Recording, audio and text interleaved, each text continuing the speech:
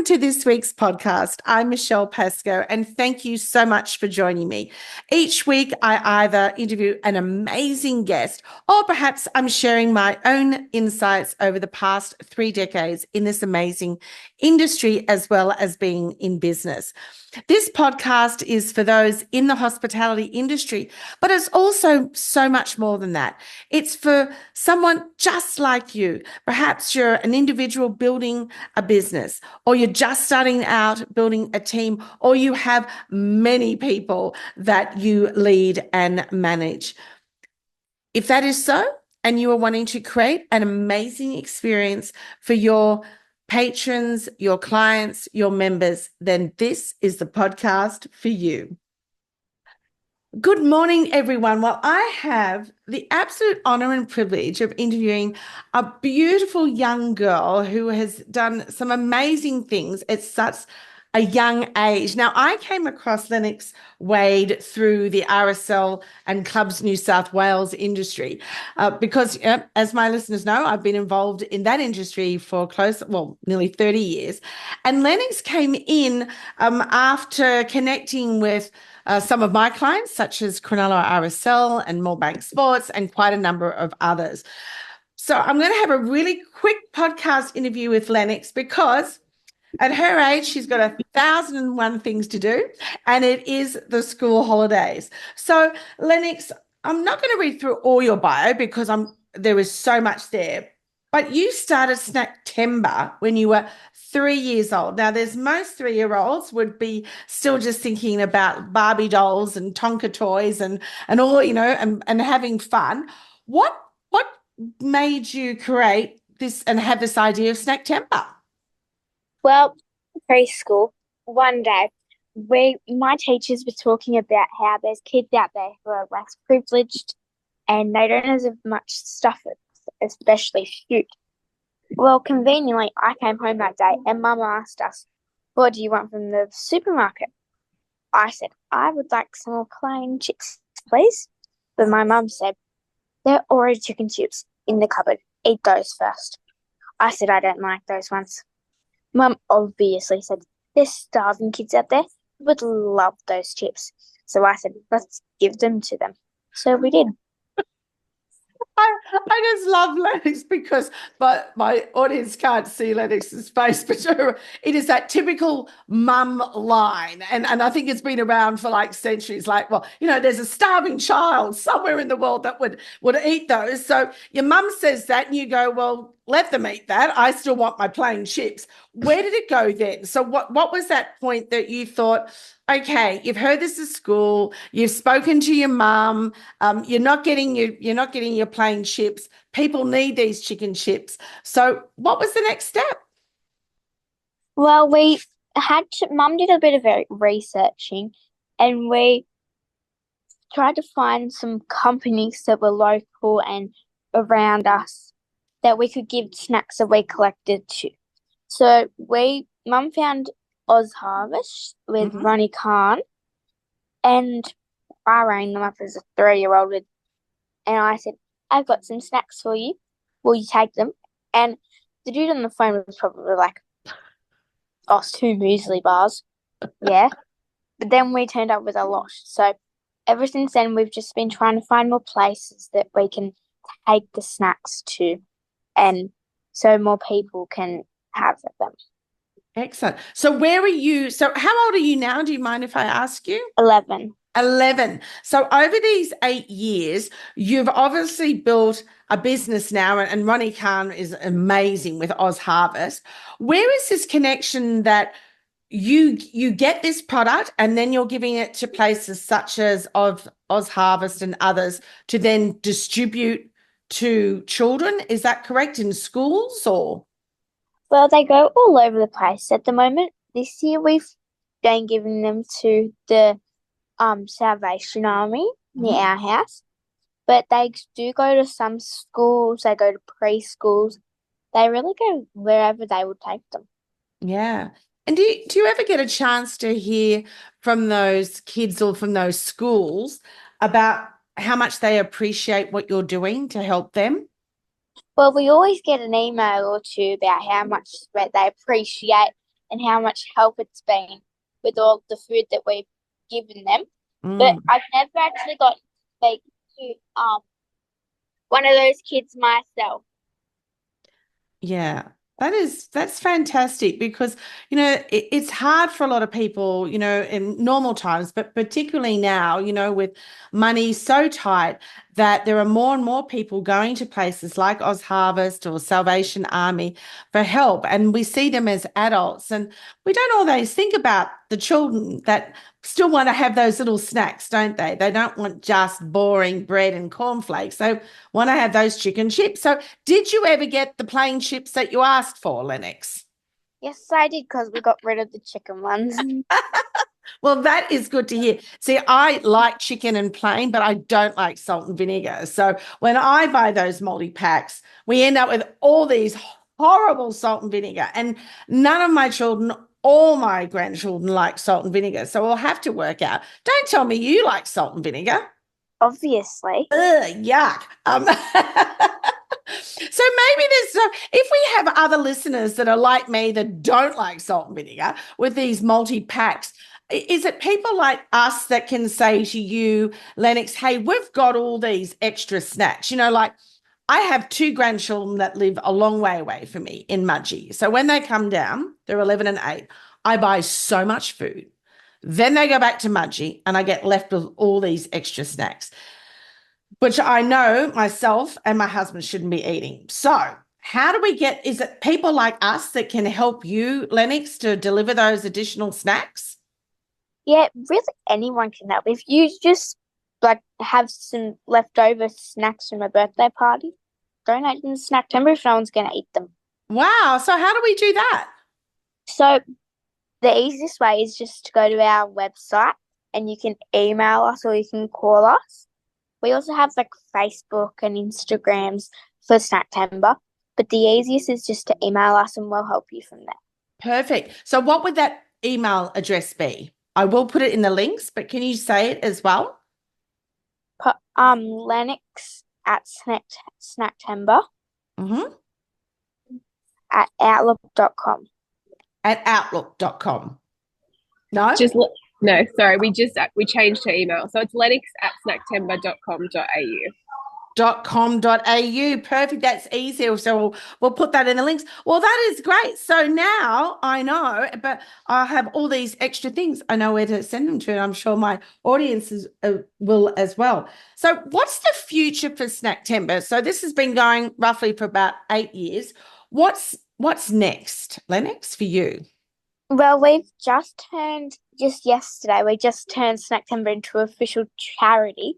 Wow. So we're hoping to turn it more into a bit of a leadership program because I've gotten so many amazing opportunities and like places that I can go like for leadership and for like some amazing stuff that you wouldn't really get anywhere else. So we're trying to make some more kids come on board and help make Snacktember grow.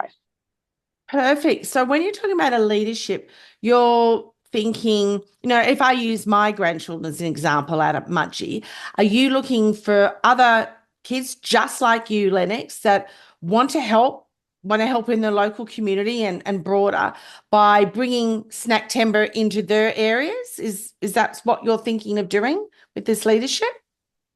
Yes, we want it to kind of go all over. So we want like a school because I go to Caringbah North. Mm-hmm. We'd also want normal Caringbah Public School to come and join us as well because the more the merrier. Yeah, definitely. So how are you getting out there and sharing, Snacktember with your broader community? How are you going about that? So again, we have Instagram and Facebook, which everyone's got these days. Yes. But I've spoke at Westpac and I spoke at the Clubs New South Wales night. Mm-hmm. And there's lots of people everywhere. So like some kids in my school, they might go and tell their family and their cousins or someone could go do it at their school. Mm-hmm. So there's a lot of ways people could find out about it, really. Good. So how many areas are you in now, Lennox, across Sydney? Across Sydney, we're pretty much everywhere, I guess. Mm, Um, but really, we're actually like Australia wide. that's fantastic. Would you like to take this overseas as well, across to New Zealand and then further afield through Asia? Hopefully, Yes, yeah. Just one step at a time. It takes a lot, but it's a movement. It's a journey, isn't it? It's so important. yeah. So can I ask you, Lennox, what have you gained from starting Snacktember personally? The best thing that I've gained is the satisfaction of knowing, oh, this year I've gained like twice as much as last year, and that's twice as many families, kids, and people who I've helped this year. Yeah, it makes a big difference, doesn't it? That's really lovely. So who helps you at home? Mum. Your mum? Well, then she definitely should be getting you those plain chips then. So how does mum involve? What does she do to help you? Because I know you've got busy school and I'm sure you've got extracurricular activities outside.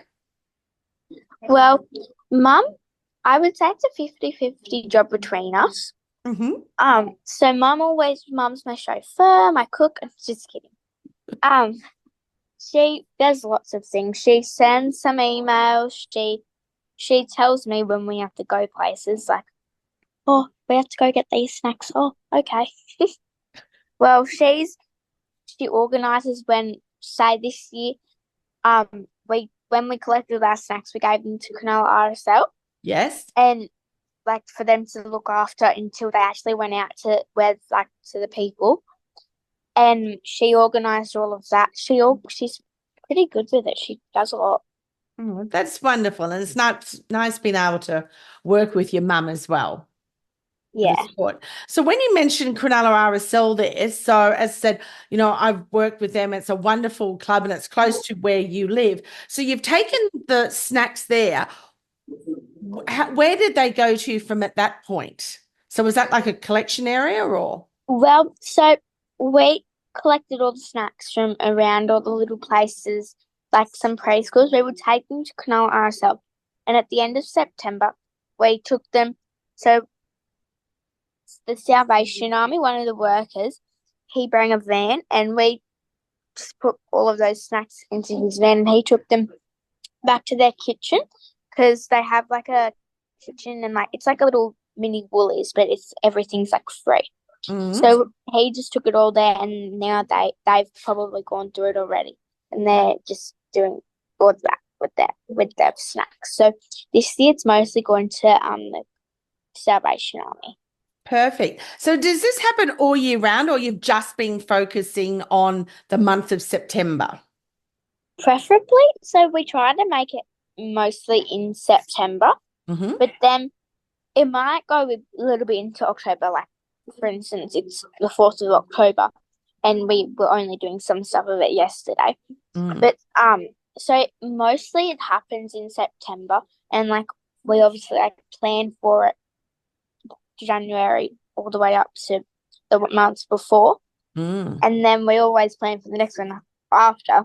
Yeah. But we try to make sure it's mostly in September. Because you're right, it's all that planning beforehand. It just doesn't happen, does it, from the 1st of September?